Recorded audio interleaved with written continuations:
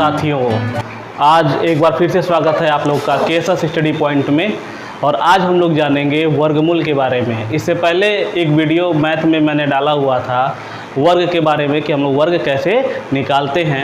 आज जानेंगे वर्गमूल कैसे निकाला जाए। कई विद्यार्थियों ने कहा सर वर्गमूल पे एक वीडियो बनाइए, वर्गमूल निकालना सिखाइए। तो आज वर्गमूल निकालना हम लोग सीखेंगे कि वर्गमूल हम लोग कैसे निकालते हैं। तो ये वर्गमूल कैसे निकालते हैं कुछ मैंने पहले से लिख रखा है और आप लोग को सिखाएंगे कि निकालते कैसे हैं। बहुत ईजी मेथड है। सबसे पहले 1 से 10 तक का वर्ग हमको याद होना चाहिए। नॉर्मली सबको याद होता है, 1 से लेकर के 10 तक का पहाड़ा याद होता ही है। तो हम वर्गमूल भी बहुत आसानी से निकाल सकते हैं। अब इसको निकालना कैसे है आइए जानते हैं। जैसे मान लीजिए पहला एक एग्जाम्पल लेते हैं 5184, ठीक है ना। 5184 है, इसका वर्गमूल हमको कैसे निकालना है। तो सबसे पहले हमको करना क्या है, क्योंकि ये वर्गमूल है तो वर्गमूल में हमेशा दो संख्या चलता है। तो यहाँ पे हम पेयर बनाएंगे 2 अंकों का। तो लास्ट के 2 अंकों का हम पेयर बना लेंगे। समझ में आया। लास्ट के 2 अंकों का क्या बना लेंगे, पेयर बना लेंगे। 5184 था तो लास्ट के 2 अंकों का पेयर बना लिए। अब क्या बचा 51। अब 51 बचा है तो ऐसी संख्या जिसका वर्ग 51 के या तो बराबर हो या उससे कम हो, लेकिन 51 से अधिक नहीं होनी चाहिए। जैसे आप देखिएगा ये स्क्वायर का टेबल है। यहाँ पे देखिए कि 7 का वर्ग कितना है 49 है, 8 का वर्ग कितना है 64 है। तो 7 का वर्ग 49 ये 51 से कम है, लेकिन 8 का वर्ग 64 ये 51 से क्या है ज़्यादा है। तो हमको ज़्यादा वाला नहीं लेना, या तो बराबर होना चाहिए या उससे कम होना चाहिए। तो यहाँ 51 के बराबर नहीं है लेकिन 51 से कम है। 7 का वर्ग जो है 51 से क्या है कम है। तो यहाँ पे हम लिख देंगे 7। यहाँ पे क्या लिख देंगे 7। अब इकाई अंक देखेंगे तो इकाई अंक में क्या है 4 है। अब हमको देखना है कि कौन सा ऐसा संख्या है जिसका वर्ग करने पर इकाई अंक क्या है 4 है। तो आप देखेंगे 2 के वर्ग करने पर 4 मिल रहा है, फिर 8 के वर्ग करने पर भी क्या मिल रहा है 4 मिल रहा है। तो 2 संख्या हमको मिल गई, एक 2 मिला और एक 8। अब ये 7 के आगे 2 रखना है कि 8 रखना है। तो दोस्तों करना कुछ नहीं है, ये जो 7 आया है इसके आगे वाले अंक से हम गुणा करा देंगे। 7 है, इसके आगे आता है 8, गुणा करा देंगे। 8 सते 56, 8 सते कितना हो गया 56। अब यहाँ देखिएगा ये 51 है और ये 56 है। ये जो 51 है ना इस 56 से क्या है कम है, तो हम कम वाला नंबर लेंगे। कम वाला नंबर क्या है 2। तो ये हमारा आंसर आ जाएगा इसका कि 5184 का वर्गमूल कितना होगा 72 होगा। इसको क्रॉस चेक भी आप कर सकते हैं। जैसे मैंने वर्ग सिखाया था 72 का वर्ग निकाल के देख लीजिए।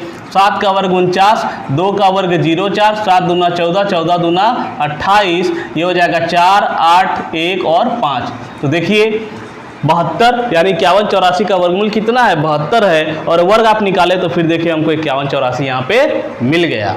चलिए एक और एग्जाम्पल देखते हैं। देखिए दूसरा एग्जाम्पल है 7921। इसका हमको वर्गमूल निकालना है कि भाई 7921 का वर्गमूल क्या होगा। सेम वही चीज़, सबसे पहला काम कि 2 अंकों का पेयर बना लीजिए, ठीक है ना। लास्ट से 2 अंकों का क्या बना लीजिए पेयर। पेयर जैसे ही बना लिए अब हमको कम पेयर करना है। पेयर बनाने के बाद क्या करना है दोस्तों कम पेयर करना है, यानी तुलना करना है। अब यहाँ 79 लिखा हुआ है, ऐसी संख्या जिसका वर्ग 79 के बराबर हो या 79 से कम हो लेकिन अधिक नहीं होनी चाहिए। तो आप देखेंगे यहाँ पे 8 का वर्ग 14 और 9 का वर्ग कितना 80 है। तो 8 का वर्ग है जो कि 79 से कम, लेकिन 9 का वर्ग 81 है जो कि 79 से क्या है ज़्यादा है। तो ज़्यादा वाला हमको नहीं लेना है, या तो बराबर होना चाहिए या कम होना चाहिए। तो यहाँ पे हमको मिल गया 8, यहाँ पे हम लिख देंगे 8। अब इकाई अंक देखेंगे 1 है। ऐसा संख्या जिसका वर्ग करने पर इकाई अंक क्या आ रहा हो 1 आ रहा हो, केवल इकाई अंक देखना है। तो देखिए 1 पे 1 आ रहा है और एक आप देखेंगे 9 पे क्या मिल रहा है इकाई अंक 1। देखिए 9 का वर्ग 81 होता है जिसका इकाई अंक क्या है 1 है। तो 1 रखना है कि 9 रखना है ये समस्या है। तो इसके ठीक आगे वाली संख्या से गुणा करा देंगे। तो देखिएगा 8 का आगे आता है 9, 8 9 72, ये 72 है, यहाँ 79 है। तो ये वाला संख्या ज़्यादा है तो हम ज़्यादा वाला लेंगे। तो इसका वर्गमूल आ गया कितना 89। चलिए एक और एग्जाम्पल देखते हैं। मान लीजिए आपके सामने एक और है 7056। सेम वही चीज, 2 अंकों का पेयर बनाएं। अब कंपेयर करेंगे तो देखेंगे कि भैया 8 का वर्ग 64, 9 का वर्ग 81 आ रहा है, यानी 64 कम है तो यहाँ पे 8 आ गया। इकाई अंक देखेंगे 6 है, तो ऐसी 2 संख्या जरूर होगी जिसका वर्ग करने पर इकाई अंक 6 हो। तो एक 4 पे है और एक 6 पे है, तो हम लिख लेंगे भैया 4 या 6। 4 होगा कि 6 होगा ये जानने के लिए 8 के आगे वाले अंक से गुणा करा देंगे, तो 8 9 72, यहाँ 72 है और यहाँ 70 है, ये कम है तो इन दोनों में कम वाला लेंगे। तो इन दोनों में कम कौन है? 4 है। तो 70 56 का वर्गमूल कितना आ गया? 84 आ गया। एक और एग्जाम्पल देखिए 2704, इसको जरा देखते हैं। क्या करना है? 2 अंकों का पेयर बना लेना है। अब कंपेयर करना है तो 5 का वर्ग 25 होता है, 6 का वर्ग 36 होता है, तो यहाँ पे मिल जाएगा 5। इकाई अंक 4, 2 पे 4 मिलता है, एक 2 पे मिलता है और एक 8 पे मिलता है। 2 का वर्ग 4, 8 का वर्ग 64, 64 में इकाई अंक कितना होता है? 4 होता है। तो 2 रखना है कि 8 रखना है? तो ये जो संख्या आया इसके आगे वाले से गुणा करा लीजिए। 5 गुणे 6 30 और यहाँ पे है 27, ये कम है, ये वाला क्या है? कम है। इन दोनों में कम कौन है? 2 है, तो हम यहाँ रख देंगे 2। सेम यहाँ देखिएगा 1296। अब जरा यहाँ पर एक नियम निकल के आगे, जरा इसको भी देख लीजिएगा। पहले तो 2 अंकों का हमने पेयर बना लिया, पेयर के बाद कंपेयर, यानी 3 का वर्ग 9, 4 का वर्ग 16 जो कि ज़्यादा है, तो यहाँ पे 3 आ गया। अब यहाँ देखिए इकाई अंक 6 है, 2 संख्याओं का वर्ग करने पर इकाई अंक 6 मिलेगा, एक 4 पर और एक 6 पर। 4 रखना है कि 6 रखना है, ये जानने के लिए 3 से आगे वाले अंक में गुणा करा देंगे। 3 चौको 12। तो अब यहाँ समझिएगा दोस्तों, अभी तक जितना भी हम करा रहे थे या तो संख्या कम हो रहा था या तो ज़्यादा हो रहा था, लेकिन यहाँ पर बराबर हो गया। जब बराबर हो जाता है तो भी हम बड़ा वाला लेते हैं, तो इन दोनों में बड़ा कौन है? 6 है, तो यहाँ पे लिख देंगे 6 यानी 36, यानी 1296 का वर्गमूल कितना होगा? 36 होगा। तो आशा करते हैं कि आपको वर्गमूल निकालना आ गया होगा। अगर आ रहा होगा तो आप निकाल करके एक तो प्रैक्टिस करिएगा, ठीक है। अब थोड़ा बात करते हैं पूर्ण वर्ग पे। पूर्ण वर्ग क्या होता है जरा इसके बारे में समझ लेते हैं, क्योंकि संख्या पद्धति से जब क्वेश्चन बनते हैं दोस्तों तो पूर्ण वर्ग से कई सारे क्वेश्चन आते हैं। यदि आप पूर्ण वर्ग जानते होंगे तो हमको सॉल्व नहीं करना होता, ऑप्शन उठाएंगे और ऑप्शन से ही हमारा आंसर आ जाएगा। पेन उठाने की भी जरूरत नहीं है, आप देख करके ही बता देंगे। तो पहले पूर्ण वर्ग क्या होता है ये जानते हैं। पूर्ण वर्ग या फिर इंग्लिश में इसको कहते हैं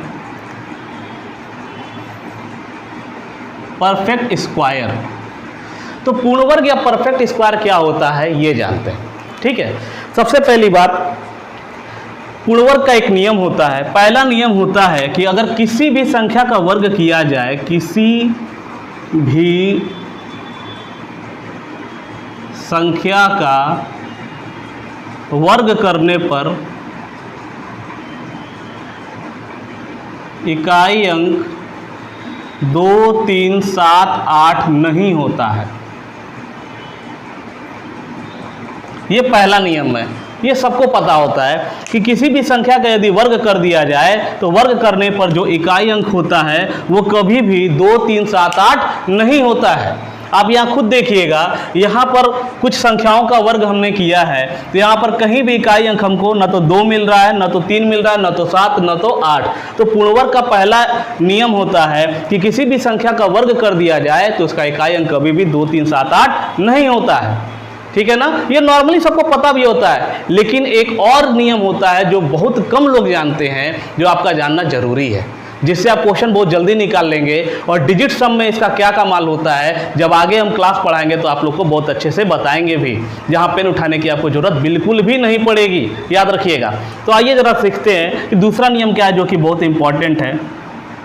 तो दूसरा नियम ये होता है कि अगर अंकों का योग किया जाए, यहाँ ध्यान दीजिएगा दोस्तों, अंकों का योग तब तक करना है जब तक वो सिंगल डिजिट में न बदल जाए। मतलब जैसे एक संख्या ले लें 158, ठीक है ना, हम कहें इसके अंकों का योग करिए, तो आप जरा जोड़ेंगे तो होगा 8, 5, 13, 13 और 1 14।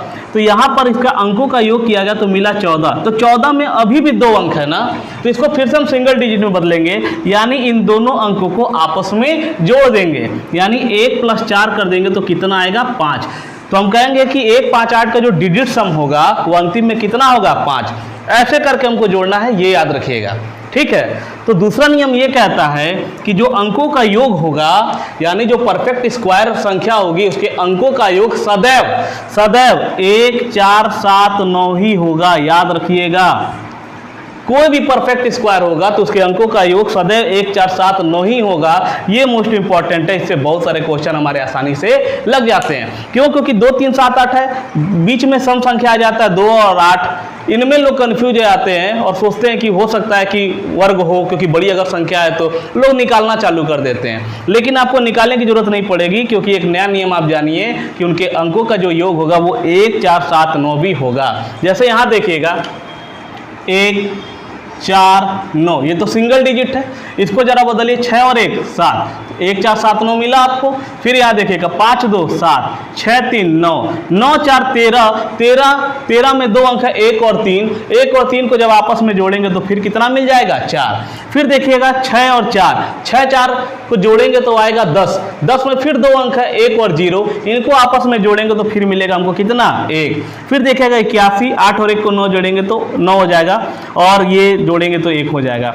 मतलब ये हुआ कि पूर्ण वर्ग संख्या के अंकों का योग जब हम करेंगे तो हमको मिलेगा 1, 4, 7 और 9, जिससे बिल्कुल क्लियर हो जाएगा कि पूर्ण वर्ग ऐसी संख्या होती है जिसके अंकों का योग या तो 1 होगा, या तो 4 होगा, या तो 7 होगा, या तो 9 होगा। इस पे क्वेश्चन कैसे आते हैं नेक्स्ट वीडियो में इस पे हम क्वेश्चन भी कराएंगे। तब तक के लिए धन्यवाद।